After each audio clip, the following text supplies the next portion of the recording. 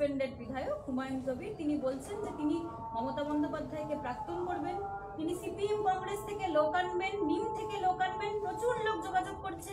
আপনার নামও বলেছে, আপনি জানেন যে আপনিও আমাকে নিয়ে যাবে, আপনার নাম বলেছে যে আপনি কথা বলেছেন, আপনি যোগাযোগ করেছেন। তিনি তো বিভিন্ন নেতার নাম বলছেন।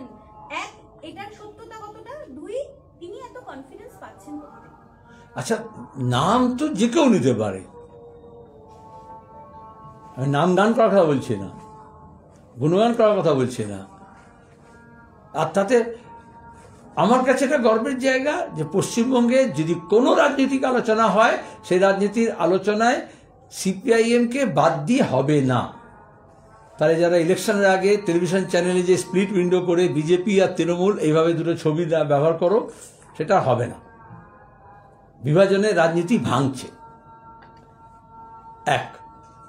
আর দুই হচ্ছে, এরকম আরো অনেক শক্তির উদয় হবে ভোট আসলেই। তারা কোত্থেকে আসবে? আকাশ থেকে তো রক্ষা পাবে না।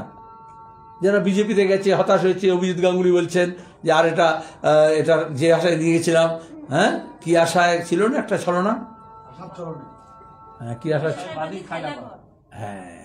তো যারা এরকম খেলাঘর বেঁধেছিল, হ্যাঁ, তারা আসলে যদি অমানুষ না হয়, মানুষ হয়, তাহলে তাদের তো এরকম নানা রকমের সিদ্ধান্ত নিতে হবে। তো যারা তৃণমূলে গেছিল অনেক আশা নিয়ে, তাদের ক্ষেত্রে তাই। আমাদের স্পষ্ট কথা হচ্ছে, বিজেপি তৃণমূল বিরোধী শক্তিগুলোকে আমরা এককাট্টা করছি। কে কাকে কোন দল থেকে নিয়ে আসবে, আমরা তার বিরোধী। দল বিরোধী আইন এই জন্য নিয়ে আসা হয়েছিল। দেশের পার্লামেন্ট এবং রাজ্যের বিধানসভা এই দলত্যাগ বিরোধী আইনটাকে চৌপাট করে দিয়েছে। যারা আইন তৈরি করেছিল তারাই, সেই স্পিকারগুলো কিছুতেই এই আইনটাকে প্রয়োগ করেনি যে তার দলের স্বার্থে হয়। এই যে তোকে বললাম, বলো তুমি। তাহলে এর আগে তোমরা প্রশ্ন করেছিলে, আমি বলেছিলাম যদি নতুন দল কোনো তৈরি হয়, তার দৃষ্টিভঙ্গি, তার লক্ষ্য, তার উদ্দেশ্য, এগুলো যখন জানা যায়, তারপরে কোনো কথোপকথন হতে পারে, তার আগে কিছু নয়। এখনো তিনি দল তৈরি করেননি। তিনি বলছেন নানান জায়গা থেকে লোক নিয়ে আসবেন, সে মঙ্গল গ্রহ থেকে নিয়ে আসতে পারেন। কিন্তু আমাকে দেখতে হবে কোন একটা দল তৈরি হলে তার লক্ষ্য কি নির্দিষ্ট, তার উদ্দেশ্য কি, কাদের নিয়ে হচ্ছে, তারপরে আমরা ঠিক করব আমাদের পার্টিতে বা বামফ্রন্টে আমাদের কি করণীয়। কিন্তু মোহাম্মদ সেলিমের নামটা যদি ছড়িয়ে দেওয়া হয়, সেটা সত্যি হোক বা মিথ্যে হোক, ভালো। তোমরা যদি না ছড়াও আমার নাম, না তিনি তো দাবি করছেন দাদা, কি বলছেন, তিনি বলেছেন যে মোহাম্মদ সেলিমের সঙ্গেও আমার কথা হয়েছে। এটা সত্যি বা মিথ্যে আপনি বলতে পারেন। কি কথা, সেটা বড় কথা। দলে আসবো বা দলে যাব আমরা। সিপিআইএম এর দলে এরকম করে কেউ আসতে পারে না, কেউ যেতে পারে না। প্ল্যাটফর্ম নয় বিজেপি তৃণমূলের মতো। এখানে মিস কল দিয়ে মেম্বারশিপ হয় না, আর এখানে মন্দির মসজিদের হুজুগ করে দলে আসা যায় না। কিন্তু যে কোনো লোকের নিজস্ব দল তৈরি করার অধিকার আছে, দলে যোগ দেওয়ার অধিকার আছে যে কোনো, আবার যে কোনো দল থেকে পদত্যাগ করার অধিকার আছে। আমি অপেক্ষা করব বিজেপি ও তৃণমূল থেকে আরো কত লোকজন পদত্যাগ করছে। আর আমাদের সঙ্গে কে যাবে কে যাবে না সেটা ঠিক হয়। আবার বলছি, নির্দিষ্ট রাজনীতি, তার উদ্দেশ্য, তার লক্ষ্য, কর্মসূচি নিয়ে একটা দল তৈরি করে, এবং সেখানে আমরা বলেছি বিজেপি তৃণমূল বিরোধী বাম মনস্ক ব্যক্তি গোষ্ঠী দল, এদেরকে আমরা একত্রিত করব। তো স্পষ্ট আছে। এবার আমার সঙ্গে কথা হয়েছে কিনা, আমাকে বলেছেন দাদা আমাকে তো দলটা সাসপেন্ড করে দিল। আর ওয়েলকাম, মানে ওয়েলকাম শব্দটা বলিনি, মানে সিদ্ধান্তটা আর কি। ওয়েলকাম শব্দ বলিনি, ওর সঙ্গে ইংরেজিতে কথা বলি না, বাংলায় কথা বলি। তো আমি বললাম যে তোমার কি, এবং এটাও বলিনি যে তো হোনাই থা, কিন্তু বুঝতে পারো এটা তো হওয়ারই কথা। কারণ সে যখন বিভাজনের রাজনীতি করেছে, অধীর সেলিমকে হারানোর জন্য যখন বলেছে ভাগীরথী নদী, যেটা নিয়ে মোদি বললেন, যেটা নিয়ে মিডিয়া গোটা দেশে ন্যাশনাল ইস্যু করলো, কেউ ভাগীরথীতে কাউকে ভাসি দেয়নি। তো ভোটে যাতে সাম্প্রদায়িক উস্কানিমূলক মন্তব্য দিয়ে যাতে বিভাজন হয় এবং বিজেপি তৃণমূলের লাভ হয়, সেই কাজটা যখন করেছে, তখন বারবার আমি বলছি তৃণমূল দল, মুখ্যমন্ত্রী, কেউ এটা বললো না, এমনকি ইলেকশন কমিশন, যেটা বলা যায় না,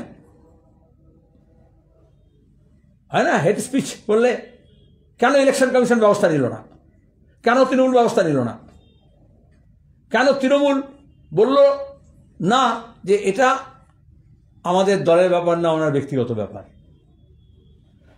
এখন যখন উনি বললেন আমি মসজিদ নির্মাণ করব, তৃণমূলের করাপশন আছে, আমি তৃণমূল করবো না, আলাদা দল তৈরি করবো, তখন তাকে তৃণমূল থেকে বার করে দেওয়া হলো। তাতে এটা কালীঘাটকেই জিজ্ঞেস করো যে সাম্প্রদায়িক বিভাজন, উস্কানি, হিংসার কথা বললে তৃণমূলে থাকা যায়, আর মসজিদ তৈরি করতে গেলে বা মন্দির তৈরি করতে গেলে মমতা ছাড়া আর কেউ করতে পারবে না। এটা আরেক রকমের স্বৈরতান্ত্রিক। বলছি যে প্রাক্তন বিধায়ক হুমায়ুন কবির, তৃণমূলের প্রাক্তন বিধায়ক, তৃণমূলের প্রাক্তন বিধায়ক, বারবার বলতে হবে এটা। হ্যাঁ, সাসপেন্ডেড বিধায়ক হ্যাঁ, হুমায়ুন কবির। হ্যাঁ, সাসপেন্ড। তো সেই বিধায়ক পদে কি সাসপেন্ড হয়েছে? স্পিকার থেকে করেছেন? না, তাহলে সাসপেন্ডেড বিধায়ক নয়। ঠিক আছে। পৌঁছায়নি। হ্যাঁ? আমি বলছি এখনো কাগজ এসে পৌঁছায়নি।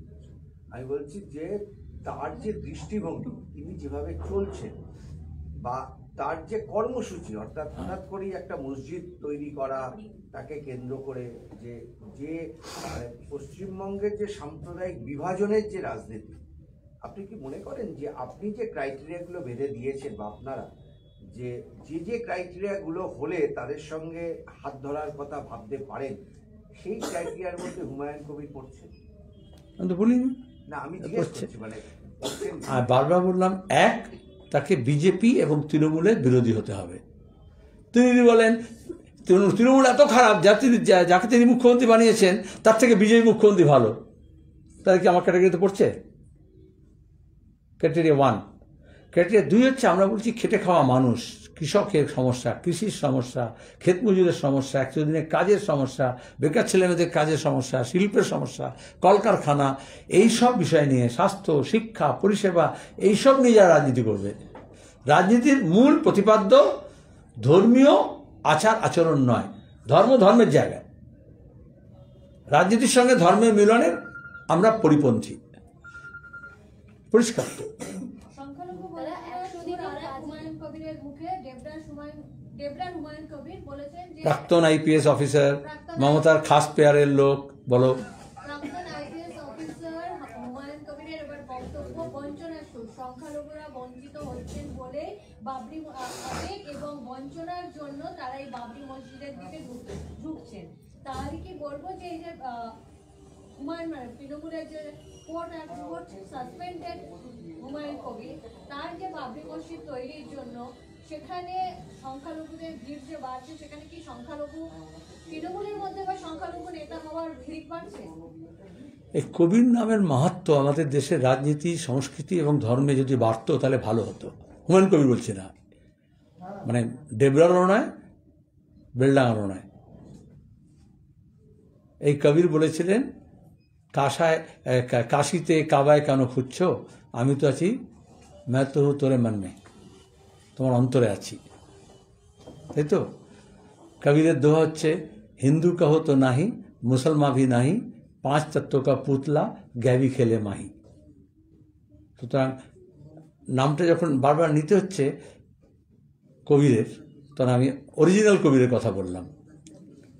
2, এগুলো হচ্ছে বেসুরো কথা কেন আসছে, তার মানে তৃণমূলের মধ্যে যারা গিয়েছিলেন, বিভিন্ন দল থেকে, আইএস থেকে, আইপিএস থেকে, সংবাদ জগৎ থেকে, তাদের মোহভঙ্গ হচ্ছে।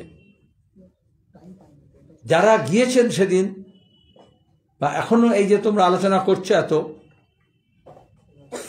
মন্দির, মসজিদ, গির্জা, গুরুদ্বারা, মাদ্রাসা, টোল, স্কুল, এগুলো তো সামাজিক উদ্যোগে সবসময় তৈরি হয়েছে। কিন্তু এটার পেছনে যে রাজনীতিটা আছে সেটা বুঝতে হবে যে তৃণমূলের ওপরে, মমতার ওপরে যে মুসলমানরা আস্থা রেখেছিল তারা আস্থা হারাচ্ছে। যতটা না ওই মসজিদের জন্য, যতটা না হুমায়ুন কবিরের জন্য, তার থেকে বেশি হচ্ছে যে তৃণমূল, মমতা ব্যানার্জি, তার নেতৃত্বের প্রতি এই যে তৃণমূলপন্থী যারা মুসলমান সম্প্রদায়ের মানুষ আছেন তারা বুঝেছেন, এক ওবিসি এ নিয়ে যেভাবে মমতা ব্যানার্জি আমাদের রঙ্গনাথ মিশ্র কমিশনের রিপোর্ট লাগু করে বামফ্রন্ট যে সুযোগটা করে দিয়েছিল শিক্ষিত মুসলমানদের আরও বেশি উচ্চশিক্ষা যাওয়ার জন্য এবং চাকরি এবং কাজের জায়গা তৈরি করার জন্য, 10% এবং 7%, রঙ্গনাথ মিশ্র কমিশন বলেছিল 10% হচ্ছে ব্যাকওয়ার্ড মুসলিমস এবং 5% হচ্ছে আদার নন মুসলিম মাইনরিটিস, তাদের জন্য রিজার্ভেশন। গোটা দেশের মধ্যে একমাত্র সিপিএম এর নেতৃত্বে বামফ্রন্ট সরকার পশ্চিমবঙ্গে আমরা লাগু করি 10% এবং 7%। সেখানে দাঁড়িয়ে মমতা ব্যানার্জি ওবিসি এ 10%-এর যে সুযোগ ছিল, বিশেষত শেরশাবাদী, বিশেষত নস্য শেখ, বিশেষত কুরেশি ব্রাদারি, কুঞ্জরা কমিউনিটি, পেছিয়ে পড়া আর অনেক বিশাল লিস্ট ছিল, সেটাকে ঘেটে দিলেন। লোভ দেখালেন যে বামফ্রন্ট যা করেছে তার থেকে বেশি করব। আর এখন পিএইচডি করার জন্য লিস্ট বেরোচ্ছে, বিশ্ববিদ্যালয়ের অধ্যাপনা করার জন্য লিস্ট বেরোচ্ছে, কলকাতা পুরসভায় চাকরির জন্য লিস্ট বেরোচ্ছে, বিভিন্ন ক্ষেত্রে যা লিস্ট বেরোচ্ছে তা দেখা যাচ্ছে ওবিসি এতে সব গায়েব করে দিয়েছেন, ম্যাজিক ভ্যানিশ করে দিয়েছেন। কেন করলেন? কারণ মমতা ব্যানার্জি যার মানুষপুত্রী, সেই লালকৃষ্ণ আদবানি পার্লামেন্টে দাঁড়িয়ে বলেছিলেন, সাচার কমিটি এবং রঘুনাথ মিশ্র কমিশন যখন হয়েছিল, যে এবং তখন মমতা ব্যানার্জি এনডিএর মেম্বার ছিলেন, যে তারা এটা বিরোধী। তা আজকে মমতা ব্যানার্জি সেই জিনিসই লাগু করছেন যে আরএসএস চায় এসসি, এসটি, ওবিসি, মাইনরিটিস এদের যাতে কোনো সুযোগ না দেওয়া হয়, এক্সক্লুশন হয়। এটা ছিল ইনক্লুসিভ, যেটা আরএসএস চায় না, তাই তারা করলো এক্সক্লুসিভ। ওয়াকফ, আমি আমার জীবনে একটাই মামলা করেছি, আমি মামলায় যাই না, আইন পড়েছি কিন্তু আইনের পেশায় যাইনি। জীবনে আমি একমাত্র একটি কেসে অ্যাপ্লিকেন্ট, সুপ্রিম কোর্টে রিট পিটিশন দাখিল করেছি।